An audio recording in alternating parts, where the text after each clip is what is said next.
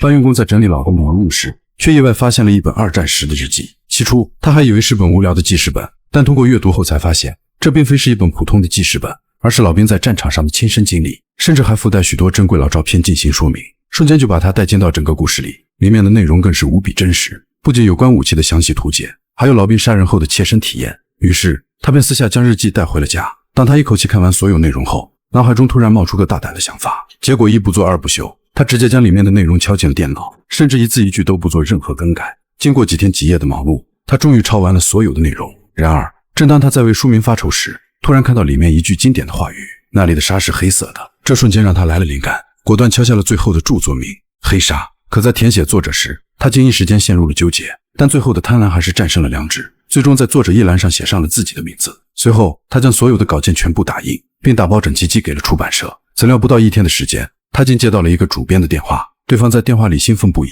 不断夸赞着他的才华，甚至想尽快跟他签一份独家。可身为普通工人的马修哪里见过如此的大场面，虽然他仔细研读过这本日记，却对其中的细节并没有完全记住。为了避免自己行为的暴露，他果断谎称最近都很忙，于是便将见面的时间定在月底。回家后的他开始计划，争取在短时间内把内容融入大脑。于是他开始仔细研究日记，并在重要的地方全部打上标记，甚至将每一次的战役都记录下来。为了更好地了解战役发生的时间，他不仅查找大量的历史资料，还通过网络视频了解众多作家接受采访时会用什么样的语言回答记者问题。通过快速的学习和训练，他很快形成了属于自己的叙事风格。等他把一切都驾轻就熟后，毫不犹豫地撕毁老兵的日记，并一把火将其全部烧掉，让这本曾经的记忆永远消失。等他来到出席的宴会上，顿时就成了全场的焦点。黑沙的出版也震惊整个文坛，谁都没想到背后的作者竟然是个如此年轻的小伙。然而面对其他作家的围追堵截，马修却对答如流，甚至干练沉稳的做派，俨然成了创作领域的专家。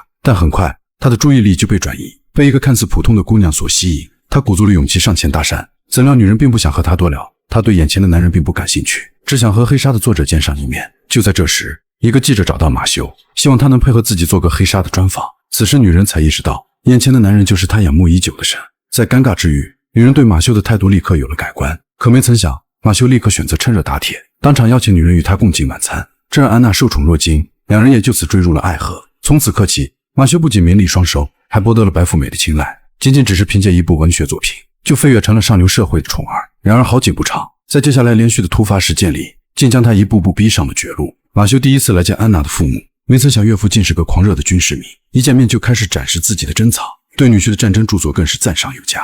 当安娜借机带走马修，并来到岛上的隐秘处闲逛时，他就接到了出版社的紧急电话。为了不引起安娜的怀疑，他赶忙以信号不好避开安娜，独自来到海边跟对方拉扯。原来自黑沙出版后3年，马修再也没有写出任何一部作品，甚至还从出版社那提前预支了大笔稿费。然而这次给他打来电话，是让马修赶紧交出一部著作，不然将他直接告上法庭。这瞬间让马修不知所措，这一切的举动都被妻子看到，他赶忙找到马修询问，但还是被马修以沟通细节问题简单的搪塞了过去。可本就是他为文学天才的安娜，已经迫不及待的想提前一睹为快。结果马修在电脑前连坐2天，竟一个字都憋不出来。感到压力山大的他，整个人都快到了崩溃的边缘。然而在岳父生日这天，家里来了一位贵客，经安娜的介绍才得知，这是父亲年轻时候收的干儿子，今天是特意来给岳父庆生，同时还给岳父带了一份贵重的礼物，是一本关于军事题材的古书。这让岳父甚是喜欢，但马修脸上却写满了失望，因为在来之前，他也给岳父提前准备了一本古书，名气却与干儿子的相差甚远，这让他不仅要掩盖尴尬，同时还要应付安娜的询问。Ton cadeau. En fait, je l'ai oublié. Je suis désolé. C'est pas grave. 直到晚上，马修站在窗外看着安娜一家，内心不由得产生了深深的自卑感。明明只是一层玻璃，却硬生生地将他隔绝成了外人。他很想融入其中，可自己几斤几两不言而喻。第二天，他对着电脑走来走去，依旧是写不出一个字来。突然，窗外的嬉闹声传来，原来是安娜正与大舅哥有说有笑，这画面更使他的内心变得阴暗。为了平复心中的不满，他只好强行让自己坐下，可大脑里根本就没有任何知识储备。为此，他只好打开以前写的一篇小说，并把作者的名字改成别人，然后直接打印出来。等妻子来找他的时候，发现了他藏在背包里的稿件。当安娜询问该作品时，马修却谎称是出版社让他帮忙把关，可自己创作时间太紧，并没有太多的时间进行审阅，于是恳求安娜帮忙先看。然而安娜对这项工作很是上心，没事就会抱着作品仔细研读，这让马修充满了期待。可令他没想到的是，妻子不仅毫无顾忌地点评起来，还将星座抨击得一无是处，甚至说水平还不如一个小学生。这瞬间让马修陷入尴尬，但安娜为了凸显马修的才华，夸奖他就是自己心中的白马王子，世界上没有任何人可以比拟。这让马修一时间无言以对。可在一次吃饭时，马修竟然接到了银行的电话，表示出版社将要冻结他的所有账户，如果他不采取任何措施，银行也将账号进行冻结处理。马修本想继续解释，但对方早就挂断了电话。看着眼前来之不易的幸福，马修根本不想失去，于是独自驾车在路上狂奔，努力发泄心中的压抑。当他把车停进树林，思绪这才得到了些许安静，但内心的焦躁始终无法缓解，只能将头重重撞上车窗，直到鲜血直流，他才肯拿着笔记本下车，然后对着树干不断拍打起来。可只是这样还不够，他又从后备箱拿出铁棍，将前车窗敲碎，并撕碎自己身上的衣服，伪装成刚遭遇到抢劫的样子。很快他便来到了医院，接受案件警察的详细盘问。这时安娜跑了过来，心疼地把他抱在了怀中。随后他给出版社打去电话，谎称自己的电脑被劫匪砸坏，手稿也没有做好备份，必须花大量的时间重写一遍。如此欺诈的方法让出版社也无可奈何，只能暂缓对账户的冻结。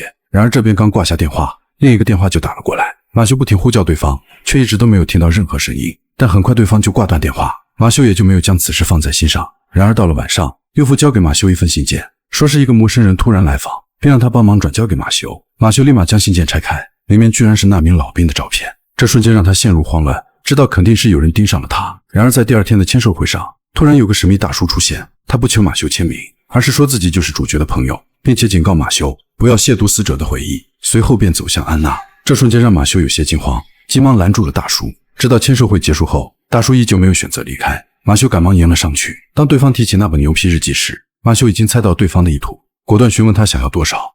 50 000 euros, mais vous êtes malade? 大叔表示如果不给，他会把所有的战友叫来揭发他。这让马修别无选择，只能先把事情答应下来。可这笔钱对他来说简直就是一个天文数字。在之后的几天里，马修整天都是魂不守舍，就算有个不知名的电话打来，他也是果断挂掉。但令他没想到的是，大叔竟然把电话打进岳父家，这迫使他不得不去接听。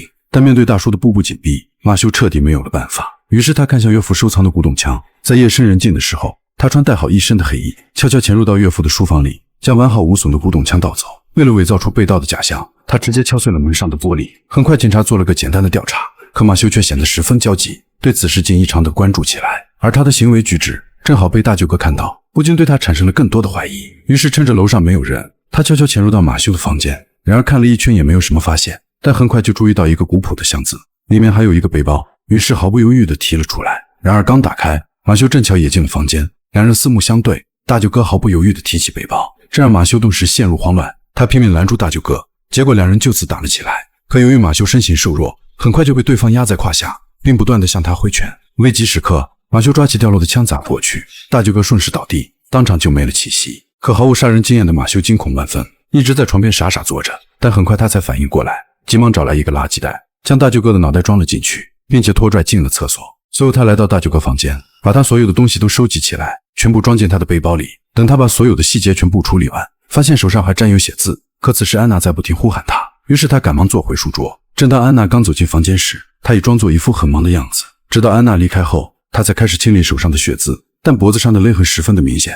为此他穿上一件黑色 polo 衫。然而刚出房间不久，却遇到了寻找大舅哥的岳父。经过询问后，岳父觉得大舅哥肯定是不辞而别，毕竟他来去匆匆的性格，家人早就习以为常。随后马修再一次回到卫生间，看着眼前的尸体，心想必须要赶紧弄走，不然将会成为最大的麻烦。但好在自己以前就是个搬运工，他来杂物间寻找工具，然后在房间里铺上一块塑料布，拖着大舅哥的尸体摆在中间。等裹完尸体后开始打包，凭借之前干活的手艺，他很快就将尸体捆成粽子。显然专业人就得干专业的事。紧接着把捆好的尸体丢出窗外，自己则顺着管道一路向下，一路把尸体拖到了海边，然后驾着准备好的气垫船出海。直到附近较深的海域后，他又在尸体上捆绑上重物，等到尸体彻底沉入海底，这才长长的松了一口气。然而还不等他离开，海景的探照灯就打了过来，他根本来不及多想，直接跳进海里进行躲避。随后憋着一口气，拼了命地向着岸边游去，生怕一不小心就被警察抓住。直到太阳刚上山，他才狼狈地徒步走回豪宅。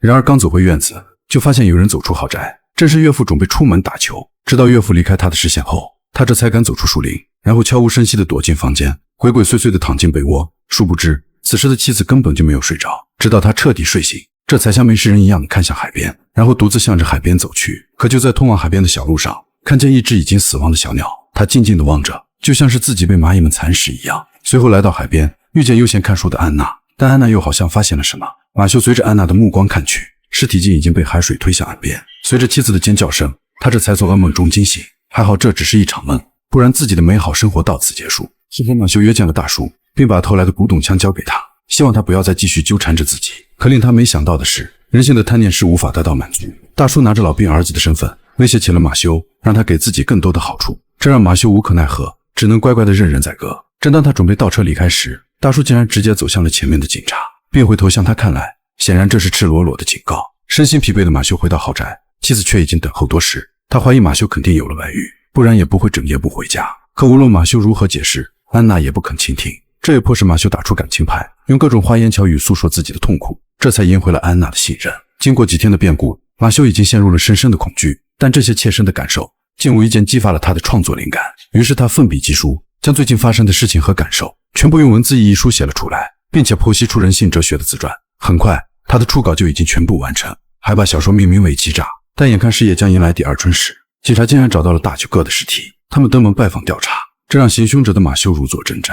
更令他没想到的是，警察竟然在包裹里发现凶手的皮屑，只要把 DNA 进行对比，就可以轻松地找出那个元凶，但时间需要整整1周。听到这里，马修瞬间就吓得半死，甚至出现了莫名的呕吐现象。然而刚得到缓解，大叔却再一次打来电话，他知道马修傍上了有钱的岳父，于是提出要100万的封口费。显然马修根本没有，他不想再做那些害人害己的事，但大叔根本就不肯理会。等他打完电话回到客厅，恰巧安娜一家要去给大舅哥吊丧，马修发现了有利时机，便要求留下来给岳父看家。晚上他看着熟睡中的妻子，内心似乎有了什么重大决定。等安娜一家准备离开时，他将新做的手稿交给了安娜，并让其送去出版社。两人随后就抱在了一起，殊不知这将是两人最后一次拥抱。看着安娜不舍地离开，马修的内心五味杂陈。他收拾好自己的所有行囊，并将车内副驾驶的安全气囊关闭，同时用硬币堵住插槽。眼看大叔如约而至，他缓缓将车开向大叔身边。等大叔一上车，准备系上安全带的时候，发现插槽无法使用，而马修只是瞟了一眼，大叔也就放弃了安全带。马修开车驶向别墅的方向，脸上却是异常冷漠。无论大叔跟他闲聊什么，他也不做任何理会。突然马修油门踩到底，这把大叔慌得不行，眼看车的速度越来越快，还不等大叔阻止，两人就撞上一旁的山体。果不其然，车头被撞得稀碎，马修也是一脸鲜血。他缓缓看向大叔的位置，确定对方肯定已经昏死过去，这才忍着全身的伤痛下车。紧接着把大叔拖进主驾驶，还把他身上的东西全部掏出，换上自己的随身物品，之后又从后备箱拿来一桶汽油，随意浇在尸体上，并将整个车身都浇了一遍，最后掏出身上的打火机，毫不犹豫地丢进车内。随着大火吞噬整辆汽车，他内心的压力终于得到缓解。马修利用大叔的死，制造出自己因车祸死亡的假象，将整个谎言画上句号。很快马修的死就上了新闻，一个天才作家因车祸丧生，让大量的读者和粉丝都感到惋惜。然而在1年后，马修已经蓄起了胡须，正以另外一副面孔面对世人，重新干起了自己的老本行。可这天刚拿到工资下班，他就冒着大雨经过一家书店，刚好橱窗上摆着他的新作《欺诈》。马修不敢相信自己的作品竟然会如此畅销，于是准备进去买上一本。